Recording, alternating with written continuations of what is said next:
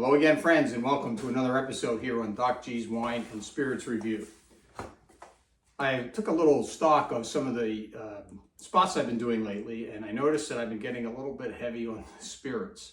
I think that had a lot to do with the heat of the summer and finding some very interesting new spirits and new drinks and new cocktails. So it's time to change the theme a little bit and come back to some wines. And we're going to start with that today by featuring for you what I'm calling my unique white wine segment. And I have 3 bottles here on the table. So let me give you the background on why I'm going in this direction, and we'll begin. So cheers and welcome.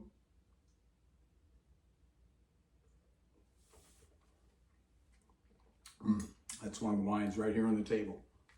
So over the course of the time I've been sharing different wines with you, we've done all kinds of angles. We've done whites, reds, rosés, countries, voyages, travels, you name it, we've kind of done it. We haven't done this yet. So the world of wine opportunities and things to talk about is almost limitless. So what I'd like to do today is focus on some special white wines that are not white wines that are going to roll off of your lips when you're out looking for wines or talking about wines, or even in most restaurants, you're just not going to find the wines that I'm about. Well, in exclusive places, but in your average restaurant where most of us go, you're not going to find these 3 wines. And there are many others besides these 3. I just decided to do 3 today to keep it simple. So let's focus on white wine in general. Whenever you think of white wine, what's the first wine you think of? I'm going to guess it's Chardonnay or Sauvignon Blanc, maybe Pinot Grigio, maybe Riesling. And those are all wonderful grapes. All of those grapes make wonderful wines. But if you were to limit your wine experience in the white wine side to just Chardonnay, Sauvignon Blanc, Riesling, and Pinot Grigio, you would be missing out on some fantastic wines. And I'm about to show you 3 of those wines that are wines that I would immediately recommend you add to your white wine repertoire, because I know you can find them, I know they're available, and I know they are not pricey. They can be, but as you know, I try to keep a nice quality price ratio, a nice QPR for you, so that if you do decide to venture out and find these wines, you can find them. So with that preface, let me begin with the 3 friends that are joining us here on the table today. I'm going to start out with a wine that I discovered at one of my favorite wine shops in Wilmington, Delaware, called Moore Brothers, M-O-R-R-E, Moore Brothers wine.com, I think it is. You can find them. They don't ship, but if you are a traveler and you want to go to Jersey or you want to go to Wilmington, Delaware, for me it's about an hour away, you can find the wine that I have here on the table. However, you can find other of this wine that I have here on the table.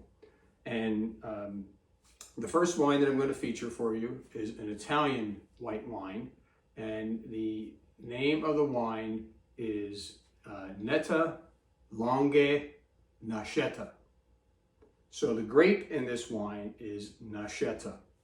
So what I'd like to do with the 3 of the wines that I'm going to feature for you here today is give you a brief overview of the wine, and then I'll do a post for each of the wines for those of you that like to read more than you like to listen.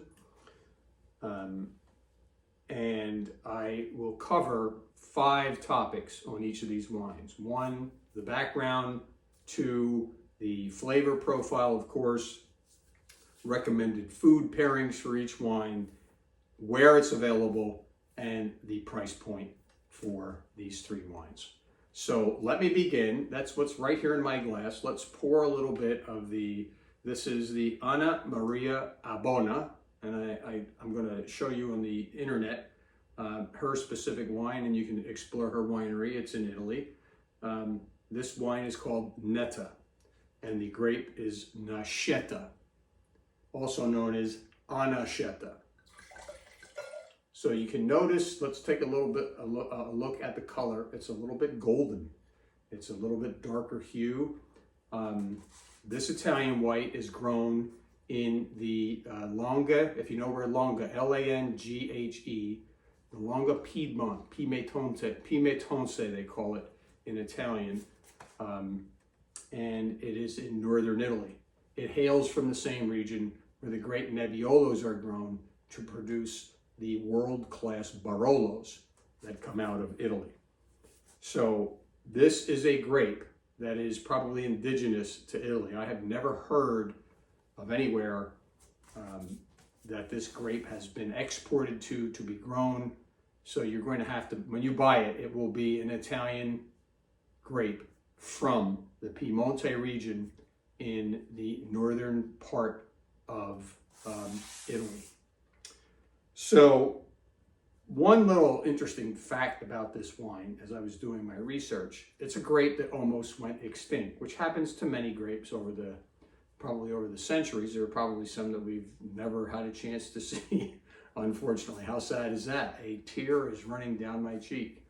However, this one in the 90s was kind of found, kind of by accident, and it was rediscovered, and it was revived, and it is now producing world-class white wines. It is considered like a big find in the wine world. They're considering that this as a white wine coming from this region is on par with the red and the Nebbiolo that comes from the Longa region in the northern part of Italy, in the Piemonte, I don't speak Italian, I'm trying here, the Piemonte region. Piemonte literally means at the foot of the mountain, so it's at the foothills of the mountains in northern Italy. So let's talk about this wine. Now let's talk about, the second thing I want to talk about is the flavor profile. So you notice here, it's I got it just at the right temperature. I did chill these in advance, but it's okay to let them warm up. It releases the esters, it releases the scents in the wine. So let's take a sip. Wonderful nose.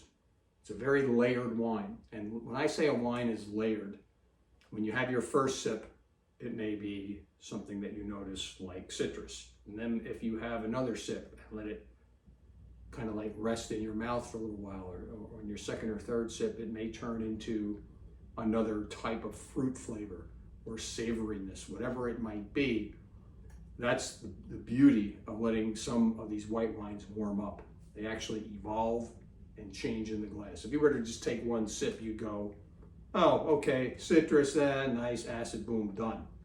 And then if you walked away from it, didn't have another glass, or you didn't let it warm up a little bit, you may have missed out on a sub-feature of the wine. And that's what I mean by layered. These wines are layered and wonderful and evolve as they go down. And they change temperature and the foods you have them with. So let's try this one.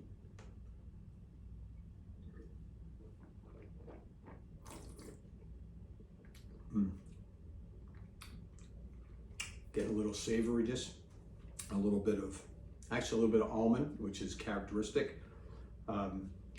The typical profile of a Nascetta is peach, citrus, pear. It'll go in and out of that. You'll get some almond.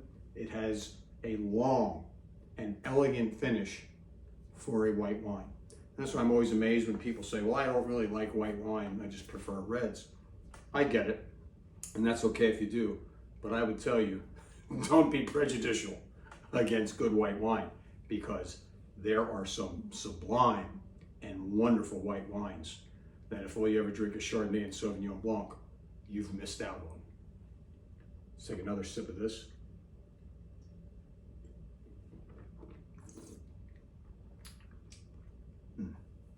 It's getting better as it warms up.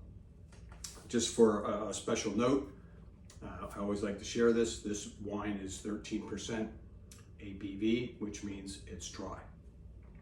There's a nice balance of acid and minerality in this wine as well. I won't say it doesn't make you pucker, but it also is not like creamy. It's kind of like right in the middle. It's a beautiful food wine. And the recommended food pairing for this beauty are hard cheeses, risotto dishes, all kinds of ravioli with cheese, but not with red sauce. Raviolis that you might put some kind of white sauce on it. Something maybe butter-based, cream-based. It would go fantastic with that. And I'm going to say it, I've said it 100 times in these spots. If I can't drink a wine alone in the glass without food, I don't want it, because this one is also a great sipper and does well just in the glass. So let's talk about its availability. The Nascetta that I bought, you know that I already told you, this is available at Moore Brothers in Wilmington, Delaware. Other Nascettas are available at Total Wine. So if around the country, I know some of you are far and wide on this group. It's also available in Pennsylvania, but the only thing you have to do in Pennsylvania is look it up, and then on the new app that they have, you have to look it up as a special order. And in the price range, you can find these basically they hover in the $20 range. I'm sure you can find a few more if you searched worldwide. It'd be a little bit more expensive. This beauty right here, when I bought it, was an $18 bottle of wine. I mean, you cannot beat this wine for $18. So there you have it, my friends. I'll post a little bit of more information about this wine, its availability for you, and I hope that you get a chance to go out and find yourself an example of the wonderful Nascetta Northern Italian white grape. So let's move on. Let's go to Spain now. We're going to go to Spain, one of my favorite places. I'm actually going to Spain next May with my wife and a friend, and we're going to actually tour the northern part of the country, and I cannot wait. I've been there twice a long time ago, but that's another story. But the grape that I'm going to share with you from Spain is called Godello. And if you look at the spelling, it's Godello. For those of you that know a minimum amount of Spanish, you know that the double L becomes a Y. So this grape, Godello, we'll pour that a while. A little bit different color. This is not meant to be a comparison of one wine against the other. The whole point of this segment today is to give you an idea of some of the unique white wines that are out there for you to get and go beyond your Chard and Sauvignon Blancs, point blank. And I have others. I'll do a unique white wines too when the time comes. So let's take a look at the background of this grape. This grape, actually, if you read the bottle, and I always like to read the bottle, 100% grapes of the variety Godello, harvested by hand, fermented with temperature control, fermented stainless, so this is not oaked. You can oak all wines.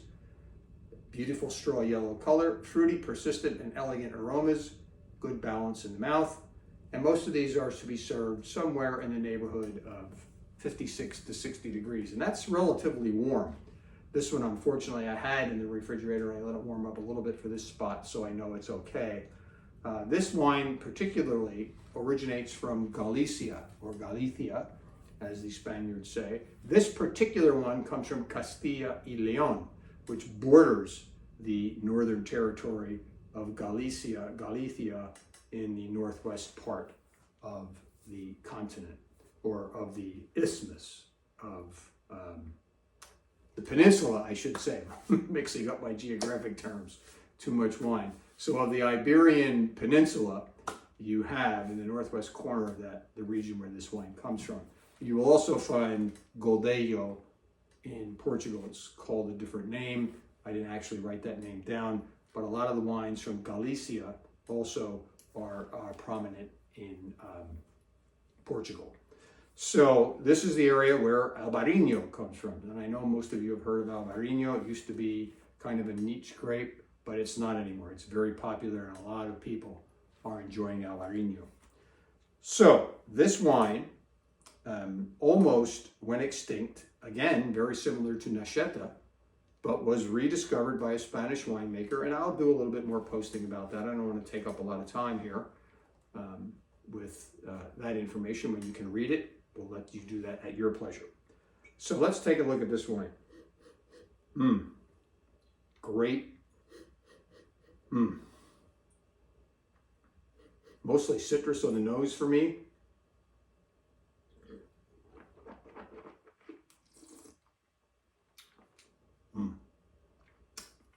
Got a little white pepper on it. It's typically, and not all wines, again, this is another very layered wine. It's green apple, pear, citrus. It's a medium to high acid wine. It's a little bit more acidic than the Nacheta. But I can tell you, it does remind me a little bit of some Chardonnays that you'll find, some of the more unoaked style. It's very, very similar. If you put these side by side, you might be unable to distinguish them.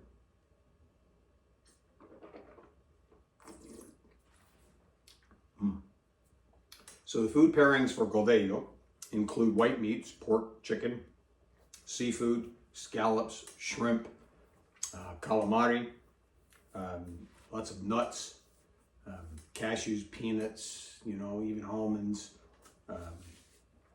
If you're going to season your meat with the white meats, this wine will pair very well with seasoning of coriander and fennel. I love, my wife makes a wonderful porchetta that has fennel in it, and I can only imagine the pairing of this wine with that dish. So the availability of this wine, you can find other Godello in Total Wine, and they can get a little more pricey. You can also find it at the PA Wine and Spirits. I'm going to be, in truth and advertising, I found this one in the Chairman Select for $9.99. So let's round it up. A $10 bottle of wine that's drinking like it's $40. So that's what you call QPR, quality price ratio. That wine will knock it out of the park. So you can find it for 10. The ones I priced at Total Wine were up in the 30s. So it all comes down to the vinter and the production, etc., and the pricing of each individual winery. This one is from Vigna Seculo. I'll post some information about the Godello grape for you after the segment. So to wind down our segment, let's move to our third friend here on the table. We'll resurrect our glass here.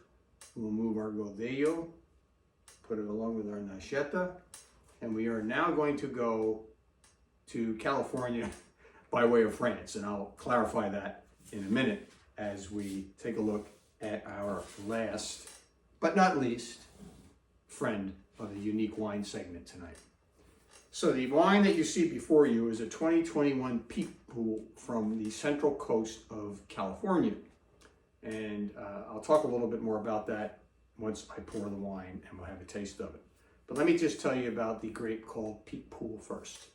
Pic Pool is an actually ancient variety that originates from the southern Rhone area of France, specifically in the Languedoc-Roussillon area of that part of the country. However, the wine that I have for you today is not from Languedoc-Roussillon. It is from San Luis Obispo in Central Coast, California. And it is a Californian Pic Pool because the maker of it is a man who I admire in the winemaking world, Randall Graham, known as one of the original Rhone Rangers, who brought a lot of the Rhone style variety grapes to California. Thank God that he did that because there are some fantastic Rhone style varieties coming out of Central California. So enough of that. I just want to talk a little bit about the name of this wine. It goes by Pic Pool. For those of you that know me, you know I'm a fluent French speaker. Pic and pool are two French words. Pique means literally sting. Pool is the lip. Pic Pool is Lip Stinger. And why does it have the name Lip Stinger? Because the wine is so acidic that it makes it feel like it makes your lips sting. Not in a bad way. Basically what it does is it really makes you pucker and really makes your mouth water. What could be bad about a wine that does that? So let's try this one. This one's a screw cap. Randall is very big into screw caps. So this wine, a little bit different color. This wine is only 11% ABV. It doesn't mean it's sweet. It just means the residual sugar was a little lower and it did not crank up to that 12% where it's really dry. But I can tell you what, this wine drinks totally dry. Because if you don't realize it, most of your Proseccos are under 12 and they all drink dry as well. They are not sweet wines. So the flavor profile of the Picpoul.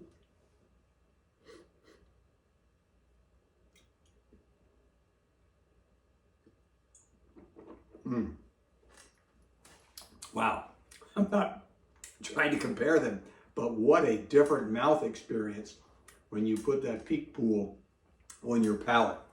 The acidity just jumps out right at you in a very good way. It is definitely very mouth-watering. You get some green apple. You get a little citrus.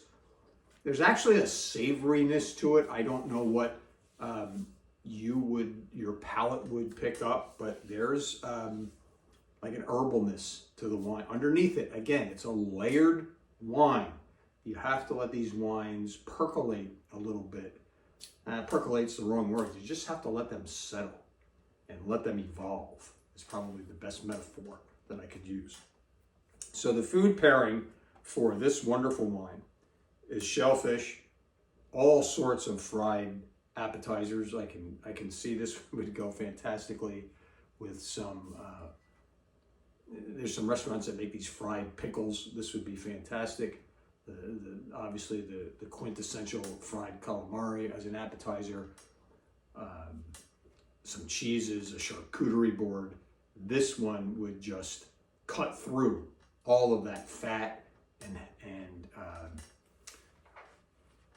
umami of all of those great appetizers. And I have to have another sip. This one is really good. So are the other two.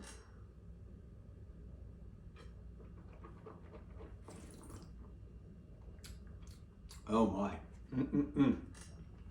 So let me talk a little bit then about what you can do to get Picpoul.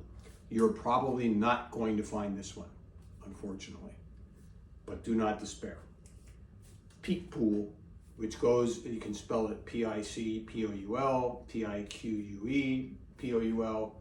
You'll find it Picpoul de Pinet, Pinet. It's available at PA wine and liquor stores. For those of you that live around here, it's available at Wine Missing. So I know that you can get it. It's not an expensive wine. It's available in Total Wine. If you want to go on to Bonnie Doon website, bonniedoonvineyard.com, and buy some from them, I would highly recommend it. Join their club. I'm not trying, they don't have me on commission. I'm just telling you that if you want a great wine, this one is a fantastic find. My friends and I have enjoyed this together. We've ordered numerous shipments, numerous vintages, and it never fails to be a great wine. It never disappoints. It is a wonderful wine. So I'm not going to rate these three wines. That's not my point tonight. I promised for you that I will post a little bit of information about each of these beyond what I have just shared with you, because I notice we are running a little bit long, but I don't apologize because I am so excited about bringing you these three unique and wonderful white wines.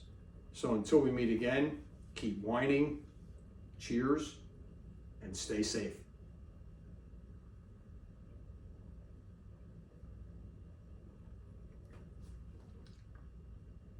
That's a great wine.